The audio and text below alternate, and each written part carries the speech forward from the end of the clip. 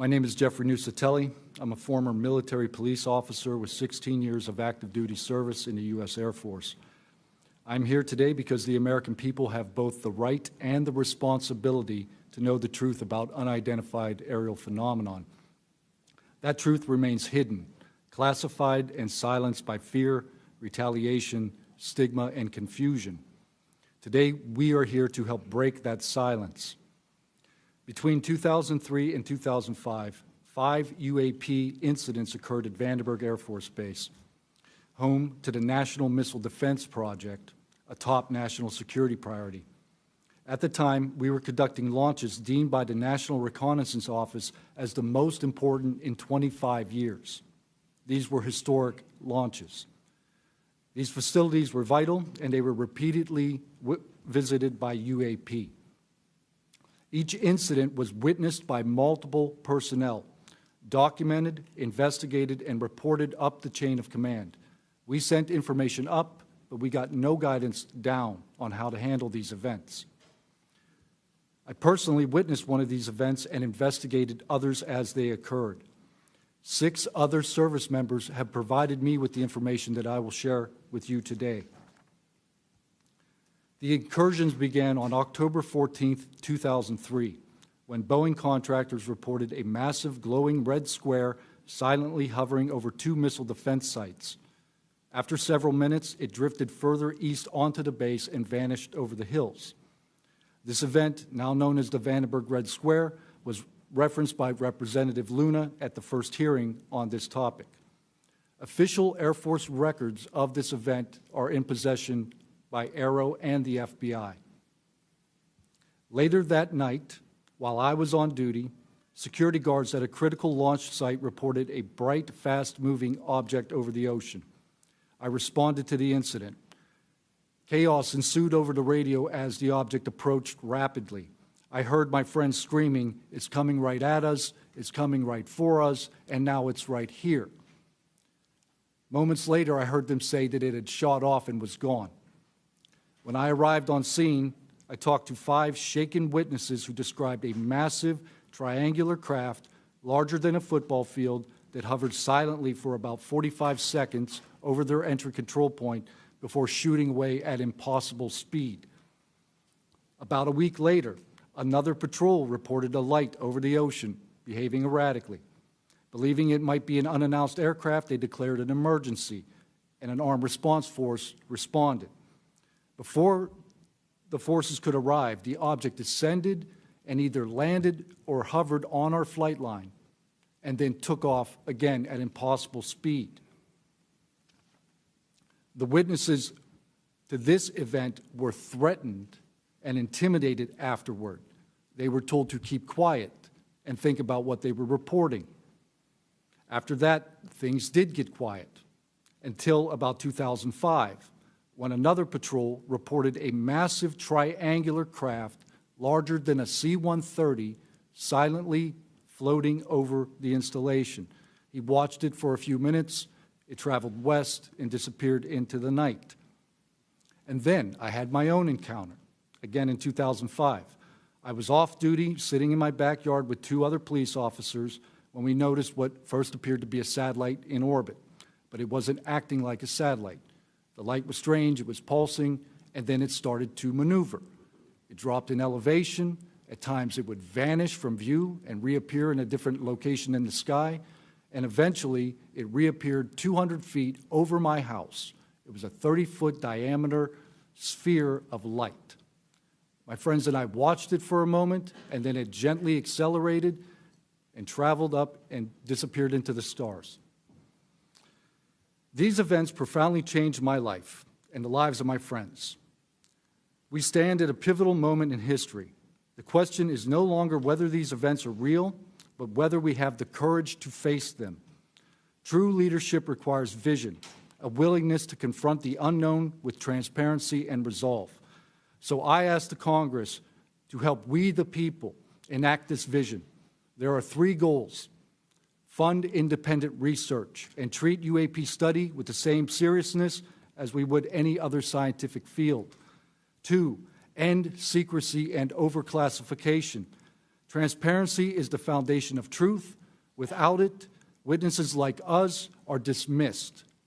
3, protect the witnesses. Many stay silent out of fear for their careers, reputations, and the safety of their families. Protect them, and you will embolden others to join this cause. These phenomena challenge our deepest assumptions about reality, consciousness, and our place in the universe. Exploring them can unlock transformative breakthroughs in technology, biology, and human understanding. Let this be the moment when America chooses courage over fear, transparency over secrecy, and progress over stagnation. Let's show the world that our nation leads not only through strength, but through fearless pursuit of the truth. Thank you. My name is Alexandro Wiggins. I'm an active duty U.S. Navy Operations Specialist, Senior Chief Petty Officer, father of 3, and dedicated American testifying today in my personal capacity. The views I share are my own, and I do not represent the official positions of the Department of the Navy or any subordinate organization. On the evening of February 15th, 2023, at approximately 19:15 PST, in the Whiskey 291 warning area off the coast of Southern California, I was serving on board USS Jackson. During that period, I moved between the Interior Communications Center, ICC-1, and the bridge wing, correlating the sensor picture with visual observations, part of my routine responsibilities for surface and air picture management. What I observed and what our crew recorded was not consistent with conventional aircraft or drones as they appear on our system. A self-luminous tic-tac-shaped object emerged from the ocean before linking up with 3 other similar objects. The 4 then disappeared simultaneously with a high synchronized, near instantaneous acceleration. I observed no sonic boom and no conventional propulsion signatures, no exhaust plume, no control surface articulation on the Sapphire image system. Shortly after the synchronized departure, radar tracks dropped. These observations were multi-sensor and recorded inside of ICC-1 with time location overlay visible in our source frames that have been made public by journalists. From my experience operating in this region over many years and consistent with our public characterized encounters, unidentified objects reoccur in United States operation areas off Southern California. That fact alone does not tell us what they are, but it does argue the systematic stigma-free reporting and for the preservation of sensor data so analysts can evaluate safe and intelligence implications with rigor. I want to underscore 3 points for the task force and the committee. Aviation and maritime safety. When crews and watchstanders observe objects that maneuver or accelerate in ways that does not match known profiles and do so near our ships and aircraft, that is first and foremost a safety issue. Standardized checklists and training should ensure we capture the best possible sensor data in real time, including IR settings, slant range estimates, and bearing and range altitude snapshots, and immediate chain of custody for any recordings. Reporting without stigma, protection without retribution. Sailors need to know that reporting UAP encounters will not harm their careers. Congress can help by reinforcing witness protection and by directing the relevant office to maintain confidential, destigmatized channels for service members who step forward with data. Declassification and transparency where possible. The task force declassification mission is directly relevant here. Where operational security permits releasing metadata preserved sensor excerpts or at least technical summaries would improve public trust and accelerate outside scientific scrutiny. That includes when feasible, the time geo-reference IR frames and radar parameters needed for independent analysis. To be clear, I am not here to make claims beyond my lane. I am here to provide a first-hand account of what I saw, what our systems recorded, and why it matters for safety, for intelligence, and public confidence. My request to you is practical. Help us capture, protect, fairly evaluate the evidence, and provide a safe pathway for those in uniform to report it. In closing, I want to thank the committee and the task force for holding this hearing and for placing this discussion in a forum where evidence can be examined carefully and openly. I appreciate your attention and stand ready to answer your questions. Thank you. I'm George Knapp, Chief Investigative Reporter at KLAS-TV in Las Vegas. I began my pursuit of this weird mystery way back in 1987, and for 38 years, I've always approached this as a news story. It's not a matter of faith or belief. To me, it's a story, and it's an important one. I'm proud to be here alongside these witnesses today, men who have seen strange things and stepped forward to tell the world about it. Whistleblowers and witnesses who step up are routinely insulted, belittled, or worse. They risk their reputations, their careers, their clearances, their livelihoods, and sometimes much worse than that, even their freedom. I know that one of the goals of the task force here is to figure out ways to protect whistleblowers and witnesses, and it's a tall order because so many of the things that happen to witnesses like these are extra-legal. They're carried out by persons unknown, as Mr. Dave Grush, sitting up at the top of the room, knows all too well, including events in recent days that have happened to him. I want to share a couple of things that I've learned along the way on this long journey, and I submitted most of that in written form because I estimate that my statement here today would take about 4.5 hours, so I'm going to try to jump over and touch on the more important salient points. I submitted a detailed written statement for the record, and we'll go into a lot of that here, but the public has been told over and over since the late 40s, there's nothing to worry about here.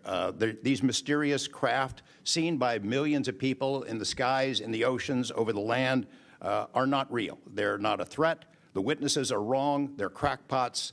Don't believe it. That changed for me. What got me hooked is the paper trail. Documents that were squeezed out of the U.S. government after the FOIA, Freedom of Information Act, became the law of the land. And those documents paint a much different picture than what the public, the press, and Congress have been told over many years. The documents from military and intelligence personnel behind closed doors admit that, quote, these things are real. They're not fictitious. They can fly in formation. They're evasive, and they outperform any aircraft known to exist, including ours. The public, of course, as I said, has been told something much different.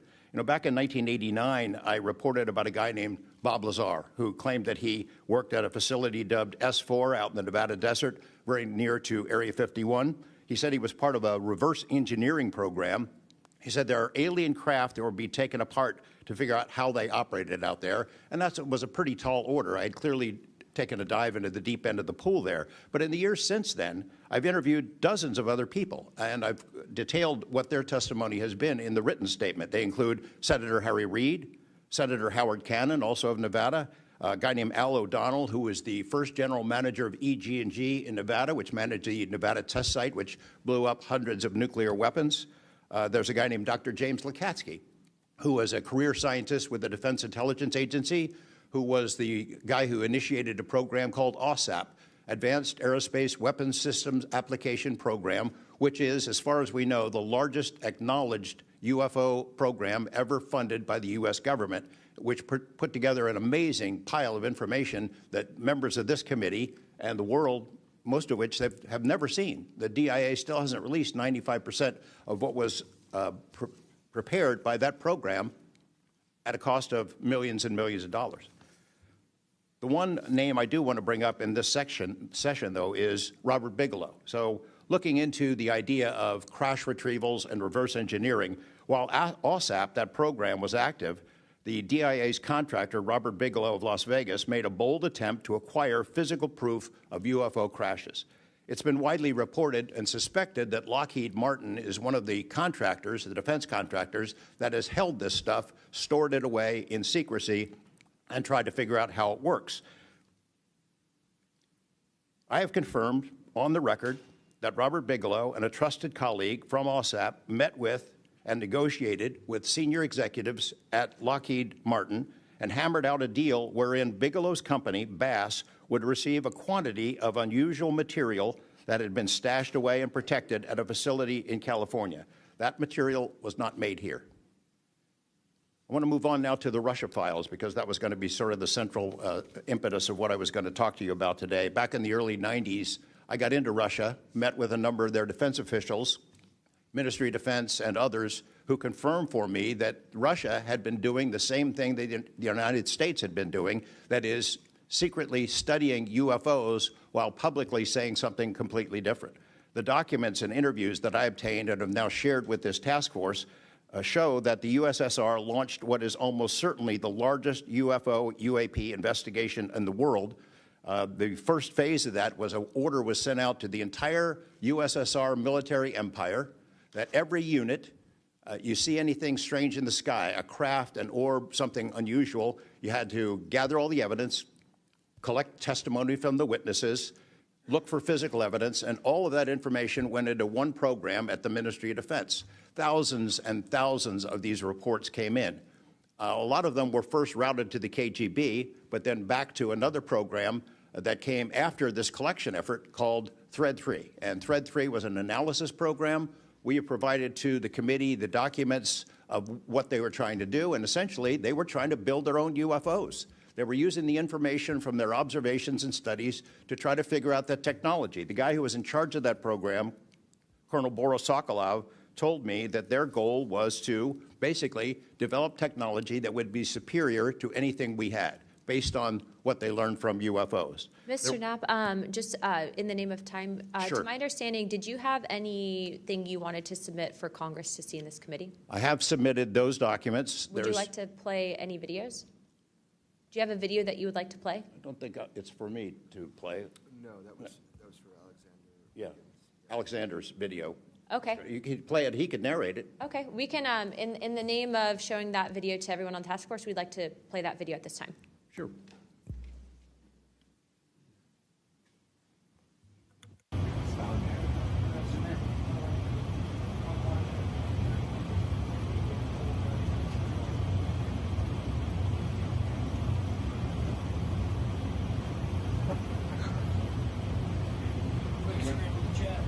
Wouldn't surprise you, I tell you. You call it the VVSS team. Yeah, like 22,000 feet.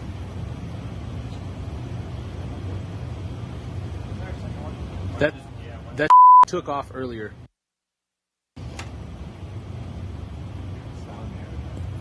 If we can get rid of the audio real quick.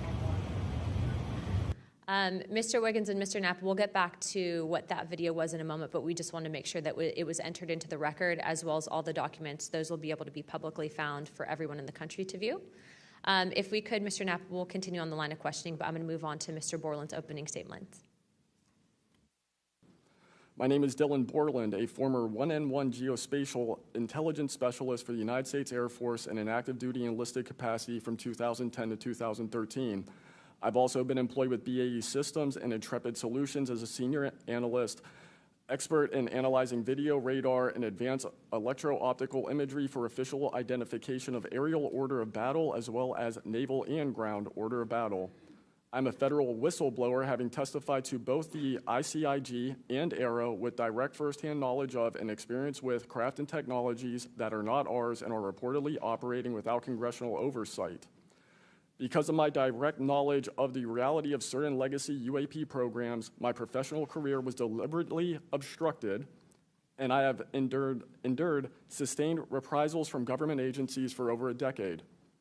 From 2011 to 2013, I was stationed at Langley Air Force Base, Virginia, conducting 24-hour operations via manned and unmanned aerial vehicles for Special Operations Forces in the global war on terror. During the summer of 2012, my team was on standby for weather, and I returned to my barracks on base, and at approximately 01:30, I saw an approximately 100-foot equilateral triangle takeoff from near the NASA hangar on the base.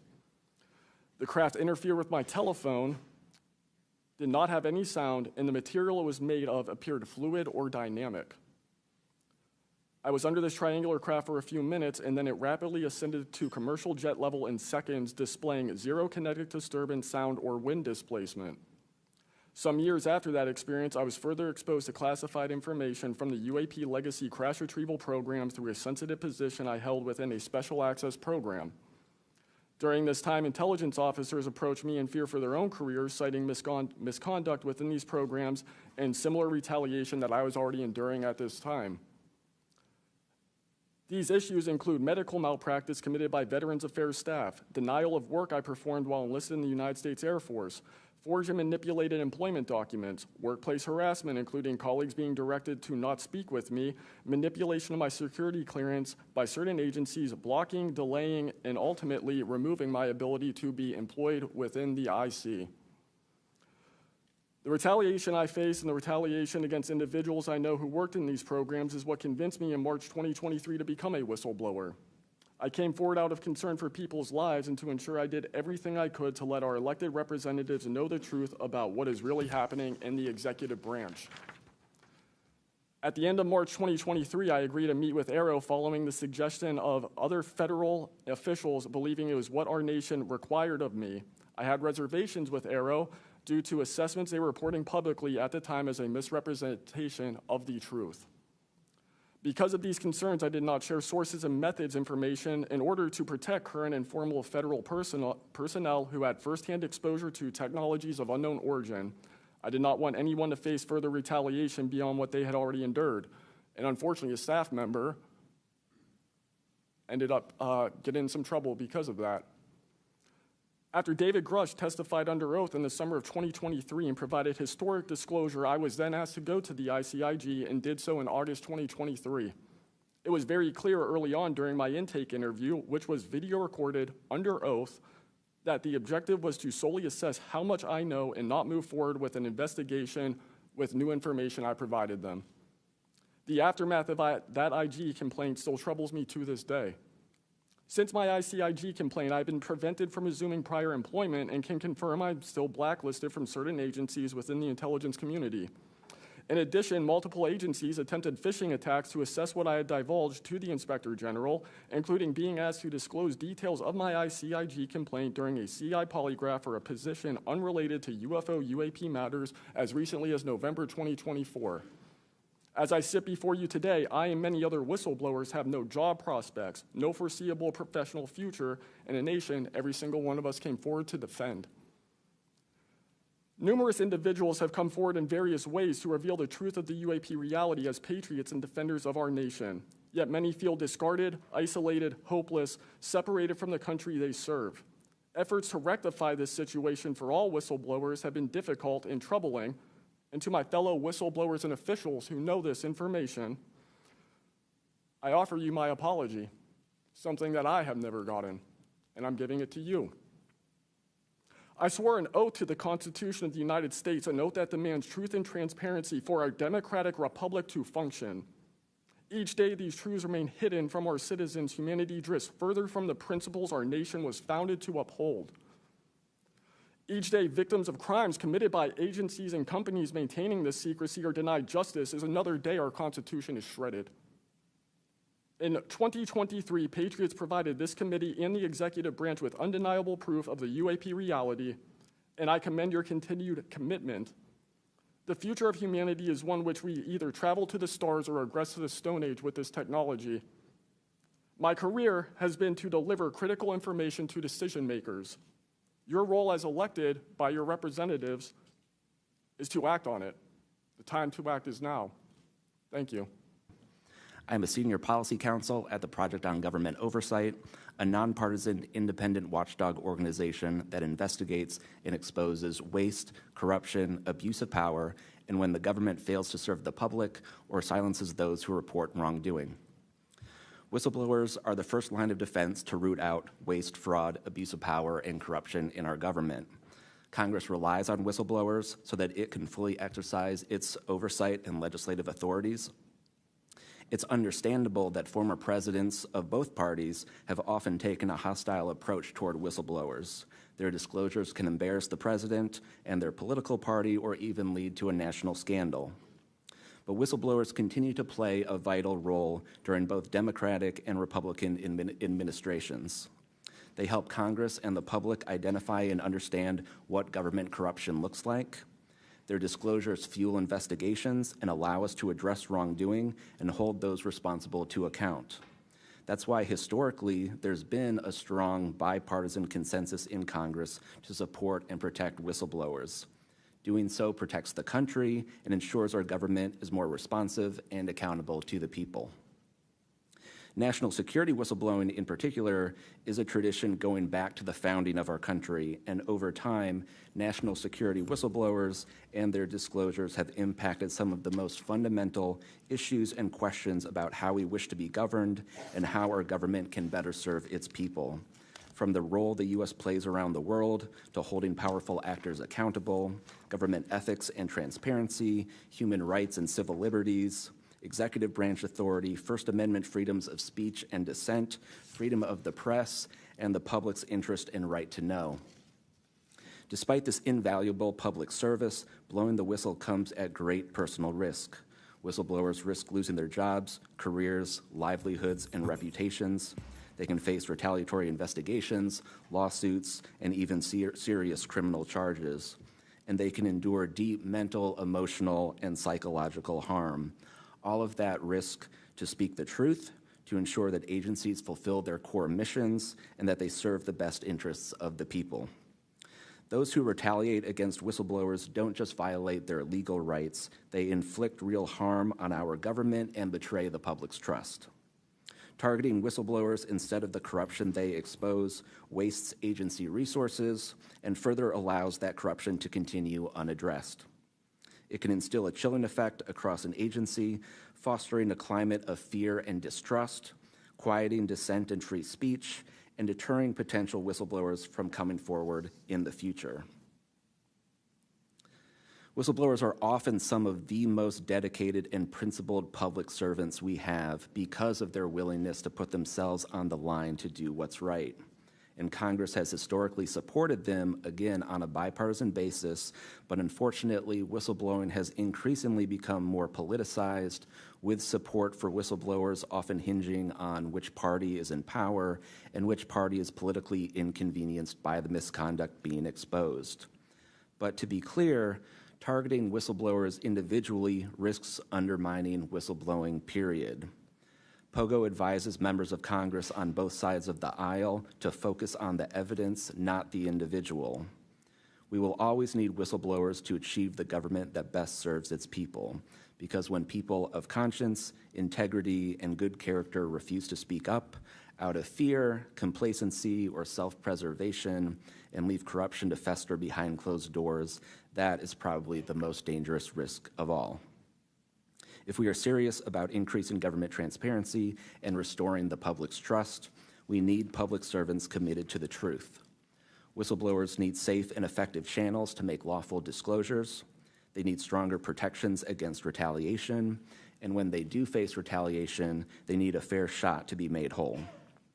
Congress has made strides to pass whistleblower legislation, and these laws need to be updated and expanded so that whistleblowers truly receive the protections they need, retaliators are held accountable, and we can achieve the type of government the people deserve. We strongly urge Congress to continue its historic tradition of championing the rights and protections of all whistleblowers. Thank you again for the opportunity to testify here this morning. POGO is committed to working with you and the Oversight Committee to address these critical issues. I look forward to any questions. Mr. Borland, in your testimony, you described witnessing large triangular craft while stationed at Langley Air Force Base in 2012. Can you explain what you observed in terms of size, behavior, and why you're confident it was not conventional technology? Great question, ma'am.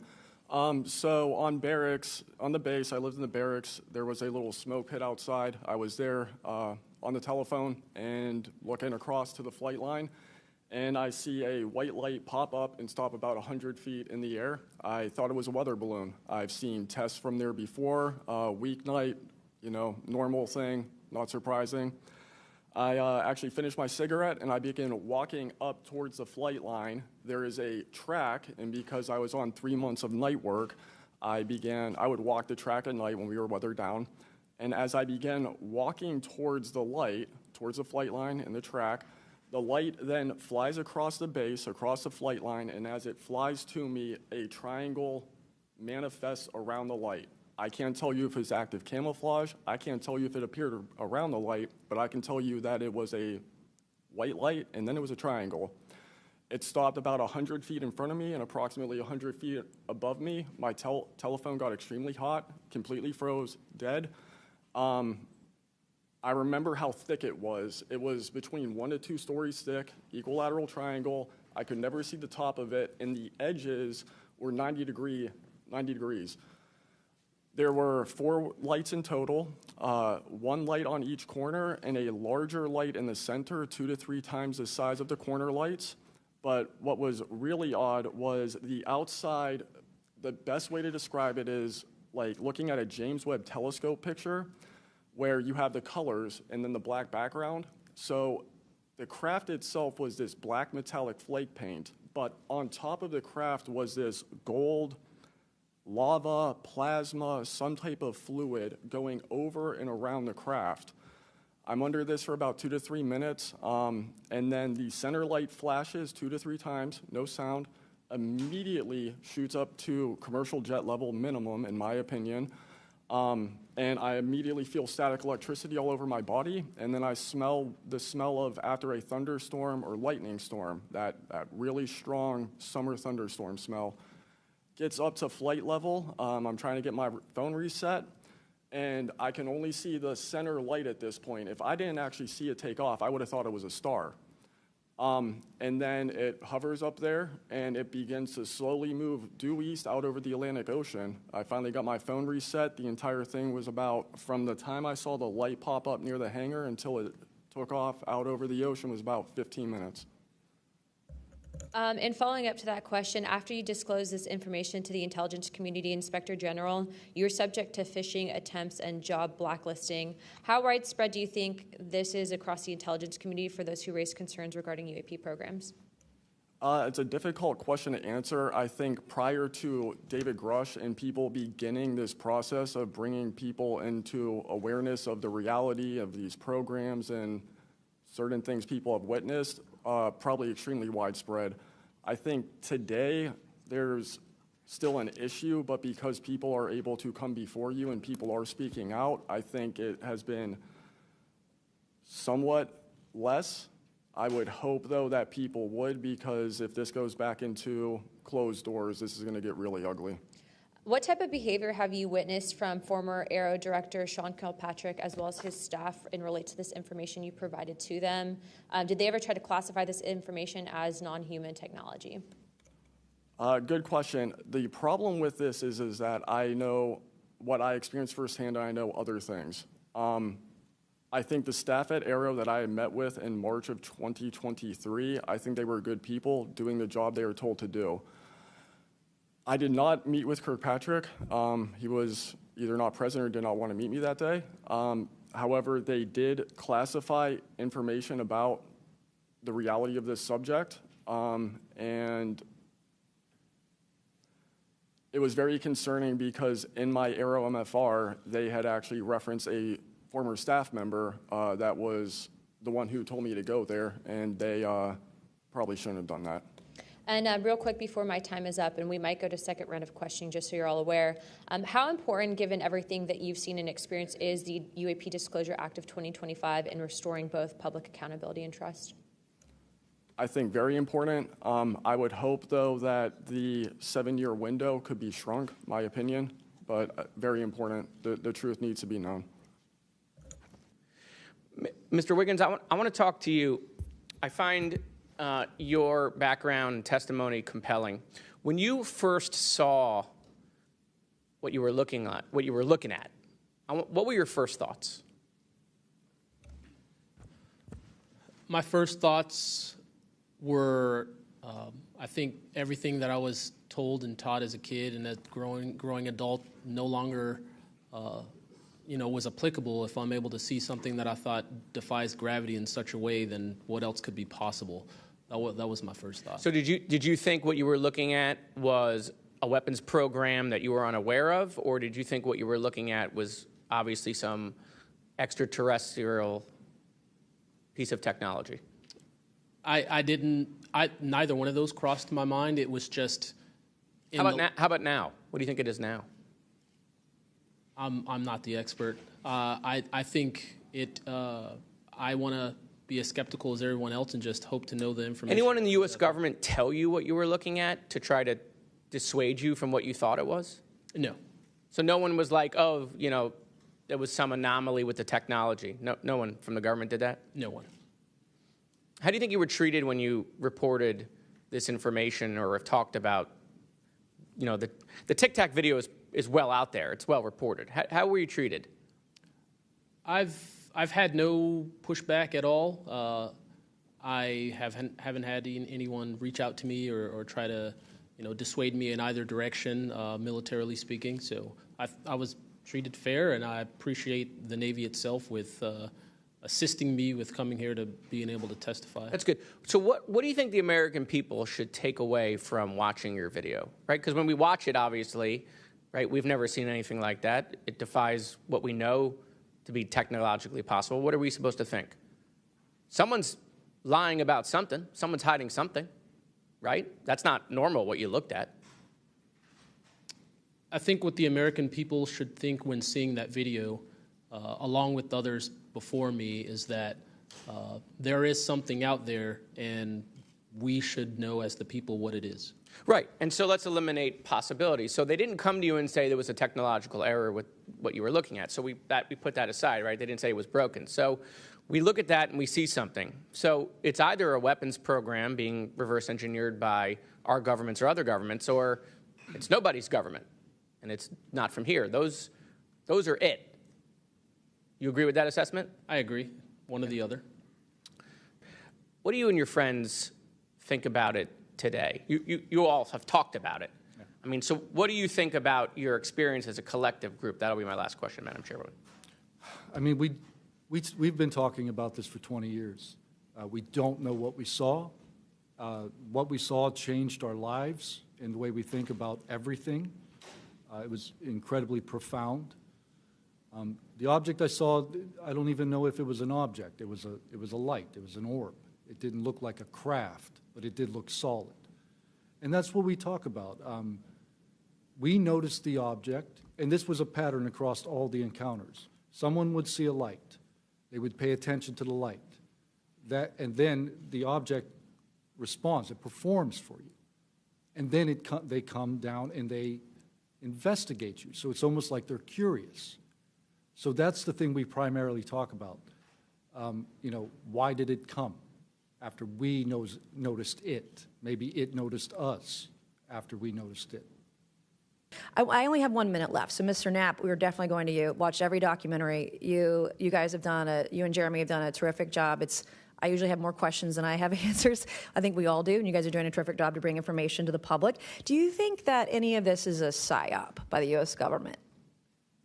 Entirely possible. I mean, our government and other governments have admitted that they've tried to use UFOs to cover secret projects, but I think they also do some reverse engineering of those claims. So years after people start seeing UFOs over Area 51, for example, they come up with a story, oh yeah, that was, we planted that story. So I read in a major newspaper just a couple of weeks ago, they planted this story. An Air Force colonel went out into the desert, went to a bar at Rachel, and gave them some fake UFO photos, and that's how the whole story about Area 51 started, which is preposterous. Yeah, and I didn't even get to the crash retrieval program stuff yet, Ms. Chairwoman. There's just so much. Okay, thank you so much for your time today. I wish we had more time. Thank you, Madam Chair.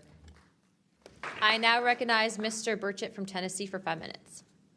Thank you, Chair Lady, and thank you, Ranking Member Crockett. I see a lot of friends out there, and I see a couple enemies, so I'll kind of remember that. But it's a pleasure being here. I want to remind people, too, this thing is an ongoing deal. We're not going to get this overnight. We've been fighting this battle, some of y'all, for 30 years. and maybe longer. I hope we just keep focused on what we're trying to get to is total disclosure. We get a little wrapped up in a lot of things, but the government has something, and they need to turn it over to us. We pay their dadgum salary, you pay our salary, and you ought to get more out of us than you do. And that's what disgusts me about this whole thing. I think they're just trying to run the clock out on us, really. They'll poke us a little, and they'll make jokes to us and try to pull us off the target, but I think we know where we're at, and that's why they're firing at us, because we are over the target. My first question is, Mr. Knapp, I recently introduced the UAP Whistleblower Protection Act to help provide whistleblower protection to federal personnel for disclosing the use of federal taxpayer funds to investigate UFOs. I still don't want to say UAPs. How can Congress further increase whistleblower protections? I think you got to unleash the dogs and go track down the money and where it goes, because a lot of this stuff has been moved out of government. Sure. As you know, Rep. Burchett, it's been given to private contractors who stashed it away. They've had it for so long that there's nobody left inside government, or very few, who know where it is. And they do that to keep us from FOIA, correct? Yeah, it's to keep it from FOIA. And I think that the contractors who've had this stuff for a very long time set their own standards about who is allowed to know what. And it's a very small group that ever cracks that. I think Representative Luna has been looking at the use of classifications to hide things. I'm not sure that even this committee getting security clearances that should allow you to see this stuff would allow you to follow where it really goes. I worry about the people that are looking at it and don't even know what they're looking at. I mean, it's gone through so many, since Roswell, for instance. I mean, you think there's nobody even alive that was around any of that stuff. Yeah, so. I don't think they've made much progress from the people that I've talked to. I don't think they've made much progress in learning that technology. Might have made some, but you wonder, the implication is tic-tac. Oh, yeah, that's ours. What flew over Washington, D.C. in '52, is that ours too? When are you going to break that out? You guys authorized tens of billions, hundreds of billions of dollars on weapon systems that can't do half of what we've seen UFOs do. So when do they break this out? If it's really a classified project could change the world. I don't think they've made much progress, and I think they've been lying to us and to you and the rest of the world, and they're still doing it. Yes, sir, I agree with you. How did you manage to obtain the classified Russian UAP documents, and how did you get them back in the United States? Well, I met this Russian physicist who was in the United States lecturing. And I want to clarify that. I can't even take a thing of honey home on my airplane when I fly back to Tennessee. Yeah, so I did something pretty dumb. And I'm bitter about it, but go ahead. I did something kind of dumb. I met with these officials who, during that time period, glasnost, perestroika, the Russians were trying to open up to the world, and I saw it as a window of opportunity, and it was. And we were able to talk these folks into providing us information that otherwise we would never have seen. Some of that was classified. I found out that they only stamped the top pages of these documents that were classified, so I just removed them. I removed those pages, and I carried them out. And if they'd caught me, I'd be in a gulag still. Yeah. We'd be saying, what happened to George Knapp? Oh, yeah. What happened to the Russians that came forward to you in 1993, and were there any repercussions for them? Well, there were. The first thing that happened when I talked about this after getting back and going through the files and things and sifting through it, the Russian physicist who had helped us be introduced all these people wrote back and said there was a huge eruption, that there was the real right, far autocratic forces that wanted a return of the USSR had really go after these guys. They described them as traitors. Nikolai Kapranov, the physicist friend of mine, said, look, if this had happened 5 years earlier, we would be in prison. If it had happened 10 years earlier, we would have been shot. Right. Luckily, at that point, Putin was not in power, but none of those people that we talked to on that trip in 1993 would ever talk to me again. I went back in 1996, and it was like I had the plague. I spoke to different people, but they were scared. And eventually, the story was spun where the Ministry of Defense officials who gave us this information were described as ufologists who said there was nothing really significant to these files. They didn't really find anything a big deal. And I can tell you, you'll see those files that I shared with you. They did find stuff. There was an incident in October of 1982 over an ICBM base where UFOs popped up, was observed over this base where the missiles are pointed at us, United States. These UFOs perform incredible maneuvers. They split apart, they fuse back together, they'd appear and disappear, and right at the end of this 4-hour period, the launch control codes for the ICBMs lit up. Something entered the correct codes. The missiles were fired up and ready to launch, and they could not shut it down. The Russian officers were panicking. The UFOs they disappeared. The launch control system goes back to normal. Colonel Sokolov and his team came in, took the thing apart, could not figure out what it was. It wasn't a power surge or EMPs or some of the baloney excuses that our country has given for similar events involving our nuclear missiles. They thought it was a message from wherever the UFOs were from. And that's a chilling thing. I mean, we were a couple of seconds away from World War III starting, and the UFOs were responsible for it. All right. Chief Wiggins, based on your training and operational experience, could the behavior that you witnessed, a transmedium object vanishing without a sound, be explained by any known technology that we possess or other governments possess? It cannot. No. And has any government agency debriefed you or any of your shipmates regarding the EOIR and radar confirmed UAP encounter aboard USS Jackson? No one has, no, ma'am. What was that encounter like when you brought that up? If you want to briefly summarize that, when you brought that to their attention and then you were not provided any follow-up, who was told and how did you feel when there was no contact back to you? As far as the actual incident happening, yes, or sir. the reporting level? Yes, Chief. It was within the event happening. My duties are to report to the tactical action officer on watch while we're standing watch. So tactical action officer was there. I made my report. I've not had any discussion outside of that day. There's been no communication to me or requests from me within side of the military.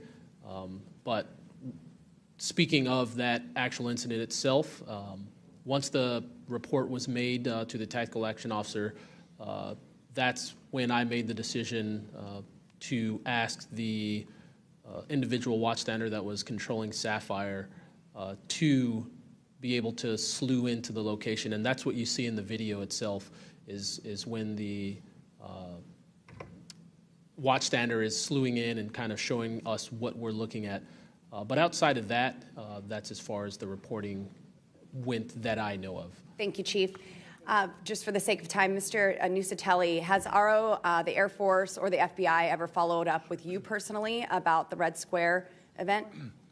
I did have follow-up by AARO, nothing with the Air Force. The AARO office updated me, I think, at least 2 times. They let me know that they were unable to locate any records, that the records had been destroyed by the Air Force. The Air Force is destroying all their police records every 3 years on a schedule. So you were informed that these documents were destroyed. Well, I have a Freedom of Information Act from the Air Force that states clearly that they destroy all police records on a 3-year schedule. Okay. So they were sitting on documentation, destroyed it, refused to question any of the lead investigators, anything leading into this investigation? Yeah, basically they destroyed all the police records. So you couldn't even call the Air Force and ask them if there was a vehicle accident in that time frame. So that's a big problem. We're losing data in real time. So we'll never be able to go back and track. I think our federal government has a history of destroying records. Thank you very much, Mr. Nuccetelli. Look, I'm not jumped to the conclusion that I believe that there are, aliens coming from another planet. But I'm open to that. And I think that it's our responsibility, especially when we're seeing that we have a government that is actively blocking information from us. Just last night, I tried to get an amendment onto the National Defense Authorization Act that fit in the germaneness of that bill to have UAP disclosure. And conveniently, it was named non-germane. mostly deemed by staff, not even an elected official. This is the kind of stuff that we repeatedly see. Last year, we were blocked by someone in House administration from being able to receive a full briefing from AARO. So not an elected official, but someone in staff blocked us. And I've had it. Enough is enough. I want to cue up a video that I've been given. And as before it starts, I'm going to describe. This was taken October 30th of 2024. This video is of an MQ-9 drone tracking an orb, or this object, off the coast of Yemen. You'll see that another MQ-9 launched a Hellfire missile. That you cannot see that drone, and so I'm not going to explain it to you. You'll see exactly what it does.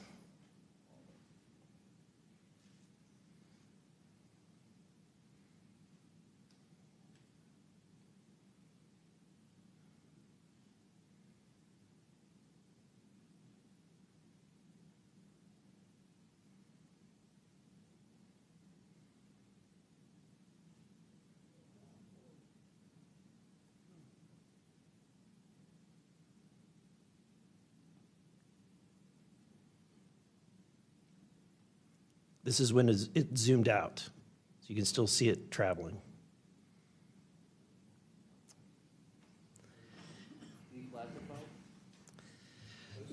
So, Mr. Knapp, have you heard about events like this occurring, and what information might you have?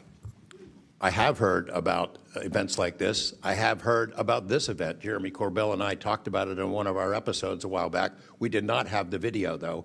There are servers where there's a whole bank of these kind of videos that Congress has not been allowed to see, that the public hasn't been allowed to see. Occasionally, some of that stuff gets out in the wild, and it comes our way. It should be going to you. The public should be seeing this stuff. And why you're not allowed to, I don't know. But that's a Hellfire missile smacking into that UFO and just bounced right off. And it kept going. It kept going, and it looks like the debris was taken with it. Yeah. What the hell is that? What flies like that? Again, I'm not going to speculate what it is, but the question is, why are we being blocked from this information consistently? And you had you reported James Lakatsky came to you with government possession of NHI craft and how they ultimately gained entry. Can you testify to the veracity of that claim? Dr. Lakatsky is an honorable man who served most of his career with the DIA, a very trusted, high-level rocket scientist and intelligence analyst who inspired the OSAP program, as I said earlier. And in full disclosure, I've co-written 2 books with him. He dropped this on myself and our other co-author out of the blue. And it took 14 months for us to get DOPSR approval for him to release 2 sentences on that. He said this craft, we had managed to get inside of it. It had no wings, no rotor, no tail. It had no fuel tanks. They didn't know how it flew or how it was operated. It clearly looked like it was aerodynamic, but he would not go further.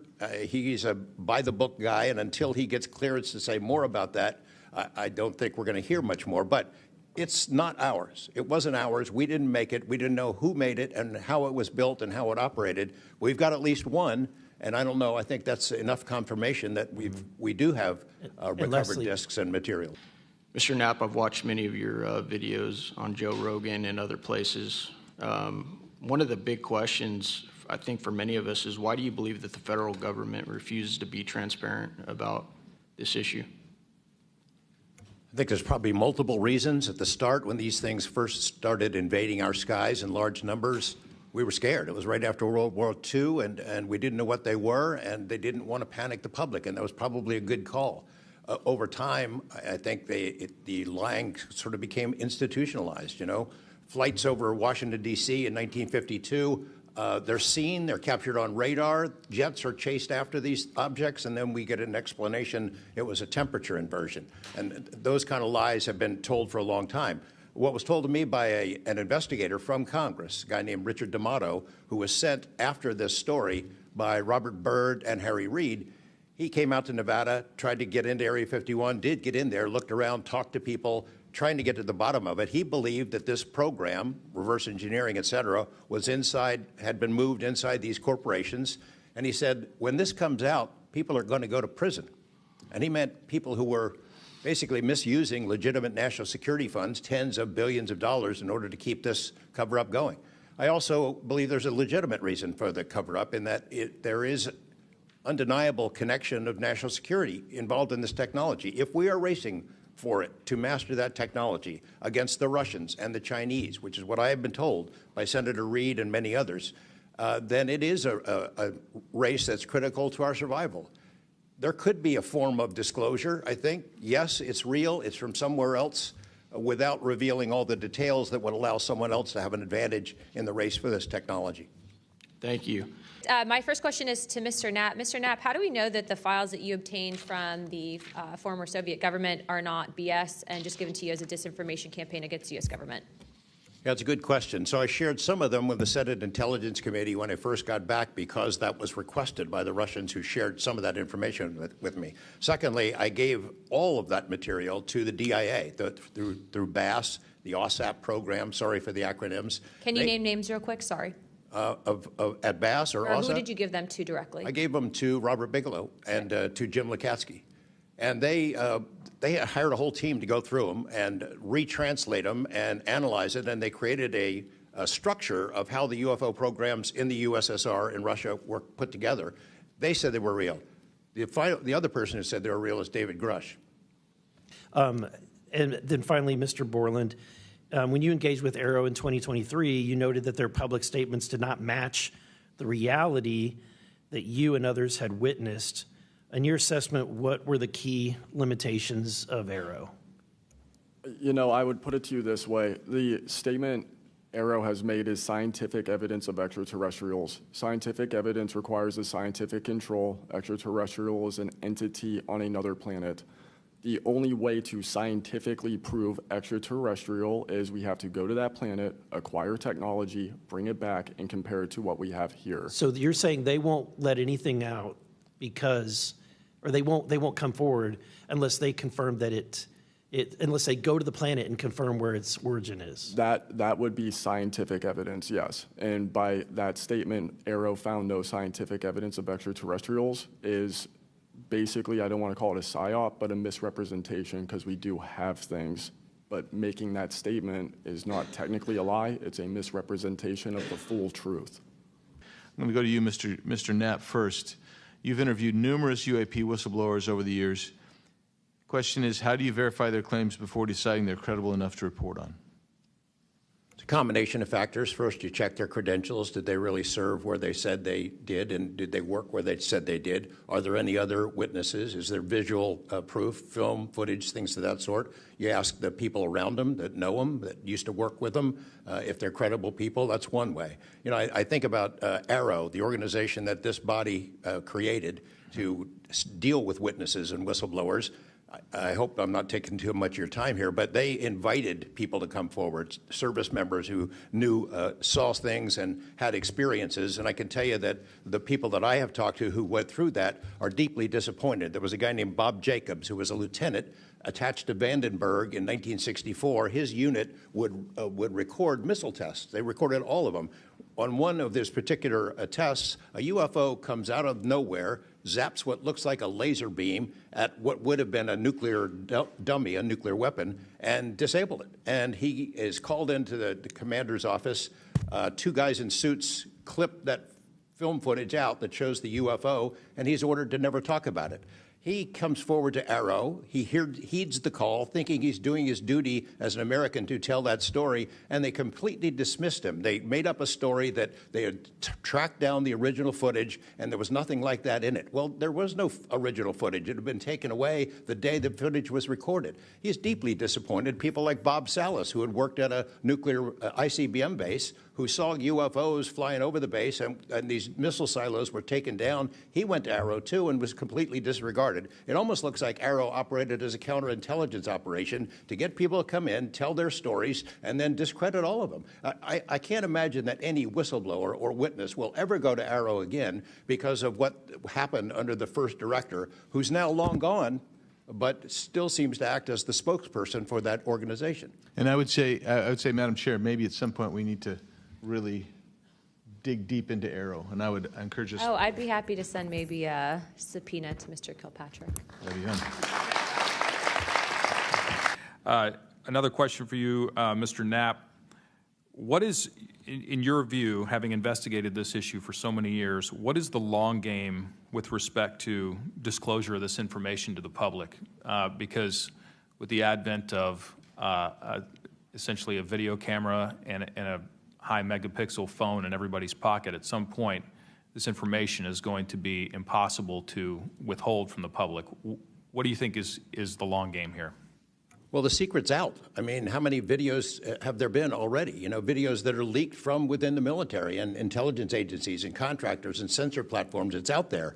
But they have the high ground. The people that don't want us to take it seriously dismiss it, discredit the witnesses, come up with a cover story. I mean, it's been out there a long time. The public senses that it's real, and the people in authority dismiss them. It's a game that's been going on a long time, and I don't think they're ever going to release it. I think that there's an attitude among the people that have been involved in this for a long time that the public doesn't deserve to know, and that the public probably can't handle it, but they can. Real quick, I'd like to ask the committee to replay that video that Burlison had played earlier. I want to ask every witness here, specifically ones that have sensor training or have been able to recognize some of this movements real quick. So if you guys can please roll that real quick.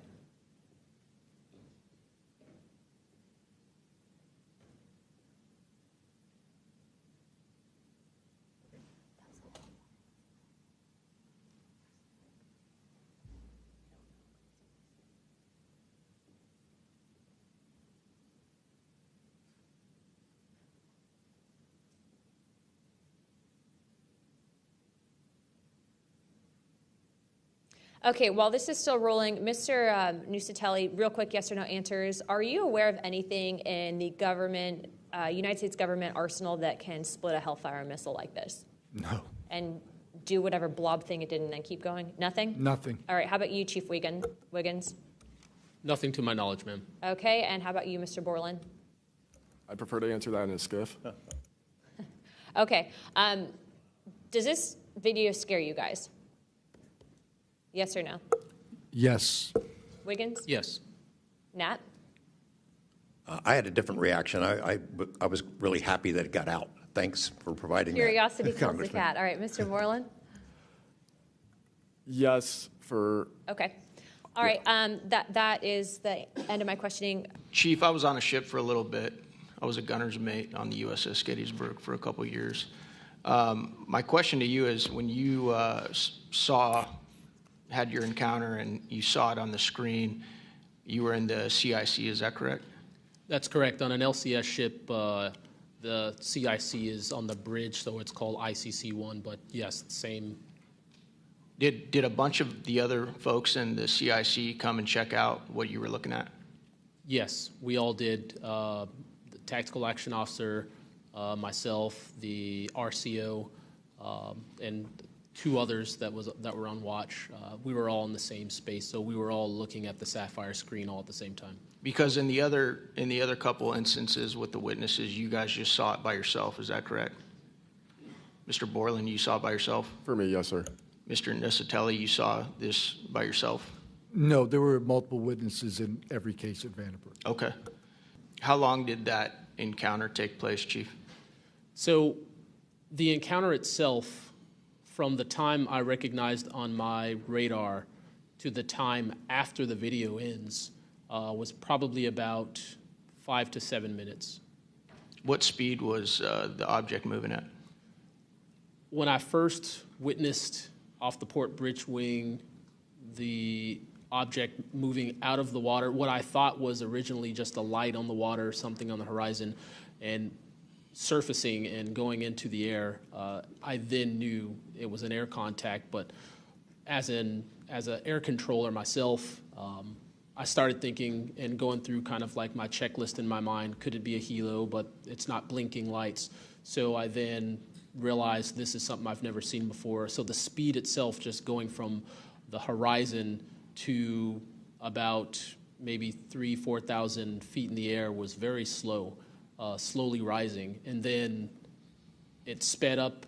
I'm not an expert at knowing specific speeds of aircraft just by visual eye, but I would say probably 1-2 Mach instantly into the rest of the formation.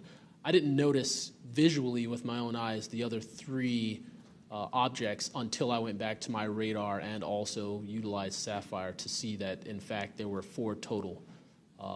And then again, when they all left after a certain amount of time, it was nearly instantaneous. So you spotted it visually first, Chief, and then went back to your radar, or did you guys spot it on radar first? Radar first, because that was my watch station. And then you went out to the port bridge wing, is that correct? Correct, to verify what I saw on my radar. What range was it at, Chief, when you were able to see it visibly? I would say about 7 nautical miles, 7 to 8 nautical miles of a light from the ship. Wow. Thank you. I yield back. Chief Wiggins, you said that it emerged from the ocean. Is that right? Yes, sir. And before it did, it was glowing. It was a glowing object under the water. That part I couldn't tell because it was nighttime at 1915 approximately, and it was also at a distance. So it's very hard to tell the difference between something on the horizon and something surfacing from the water. My personal thoughts after seeing what I saw is that it did in fact come from the water, but I don't have visual evidence showing exactly, that it did in fact come from the water. But I had to go through my process of elimination and try to figure out, was this a ship on the horizon just showing its lights at night, but to see it surface, then it made me question, okay, where did this come from? If it's flying and it's not a drone or anything like that, where was its origin? Where did it start? Mr. Knapp, in your testimony and in this document, you detail an event that happened in Russia where their nuclear missiles were activated, and we were close to a World War III at that time, which is startling to hear. It's also good to know that as we have investigated the JFK files as well, that we're learning that there was a document that was sent between Russia. There was an agreement between Russia and the United States that if they were to see some unidentified objects over sensitive sites, that they would report it to each other. Are you familiar with that document? Yes, I'm also familiar with the rhetoric, public rhetoric between President Reagan and Gorbachev at the time, too, that they traded statements about, wouldn't it be something if we were threatened by something from way outside, how we might work together. I know for sure that they had conversations about it, and I know we did reach an agreement to try to lessen the possibility that us detecting a UFO or group of UFOs would not be mistaken for a bunch of Russian missiles. There were exchanges of that sort that went back and forth. Yeah, and I can imagine this is, to me, the validity of this document is underscored by the fact that Russia would not want this to be known. They absolutely would not want to know, the public to know, or the United States to know, that there was a vulnerability in their missile systems. Would you agree? Absolutely. And, and we had many similar incidents at our nuclear weapons facilities here that have all been sort of swept under the rug, but it's pretty scary when you take down 10 missile silos during tense times, and you don't have a better explanation for it than it was a special test of security mechanisms or using EMPs, which is a preposterous explanation. At this point, I think it's clear from the hearing that there's advanced technologies that are taking place in our airspace.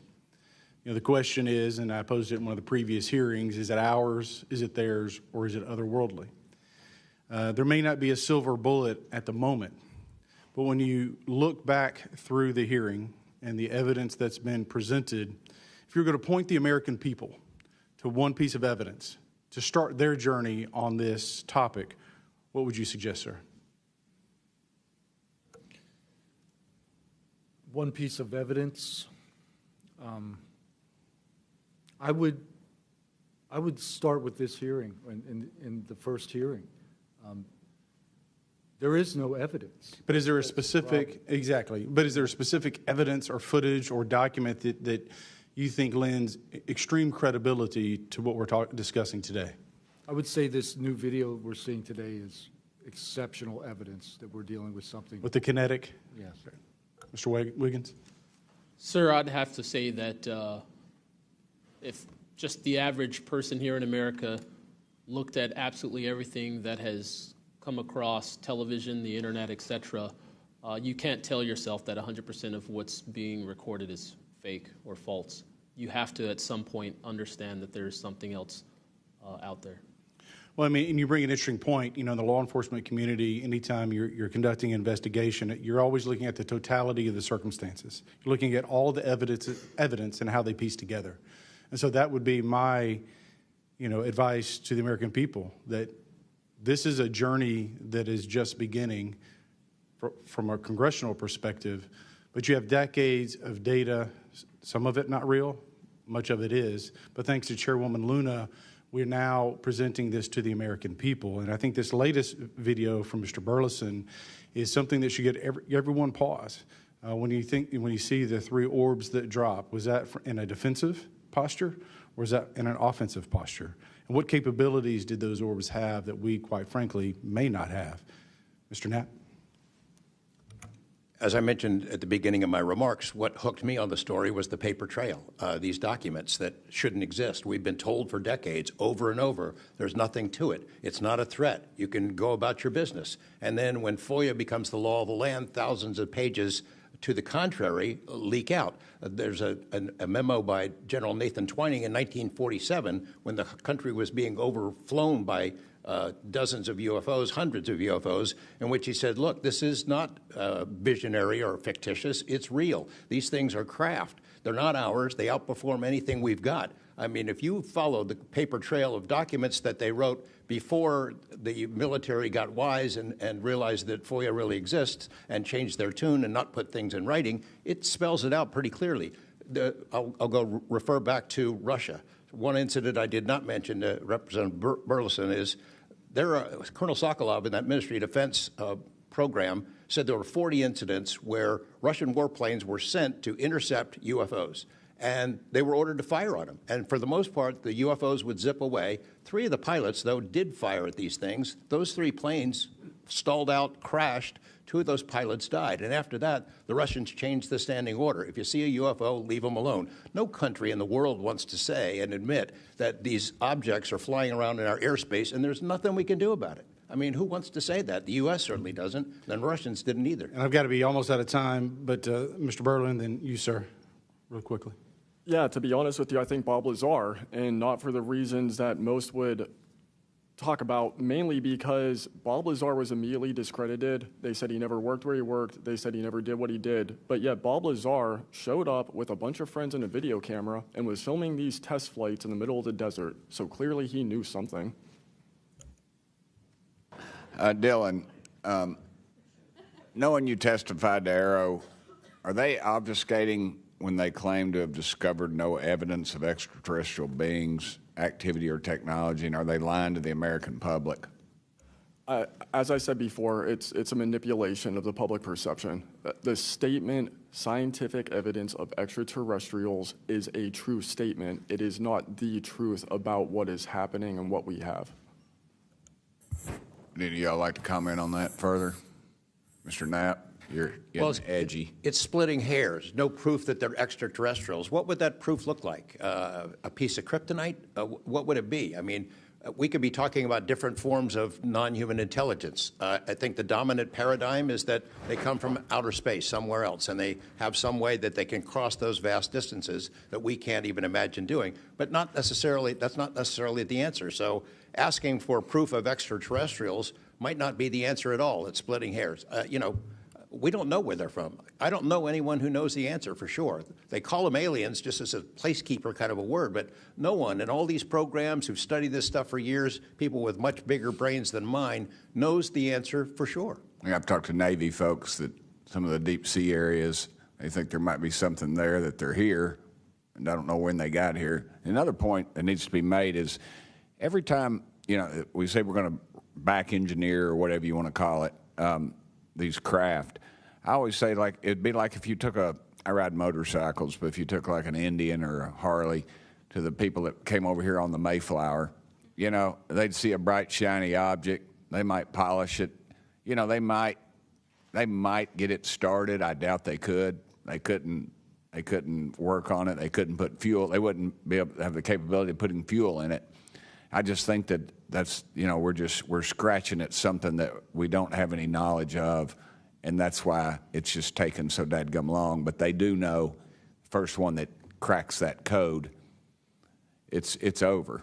I mean, it's energy, it's power, it's everything. And I worry too that in the wrong hands that they do that, they keep it from the rest of us because they're so invested in whatever energy sources we have here that their billionaire buddies are going to profit, and they can't retool because they know once it's out on the internet, it's over. And so I think there's a lot of things going after it, and I think that's why the move to discredit folks is so rapid too. I think, you know, they point to them and they put the dogs on them, and it disgusts me. There's a price to be paid for that too. The Russians and Chinese are trying to figure this out as well, but they don't have the same kind of stigma. They tell their best scientists and engineers, get in there and work on it. And they've been doing it for a very long time, might have a head start on us. Here, we don't have our best scientists and engineers working on it because they've been told it's nonsense. The stigma is very real for people like that. I agree. Mr.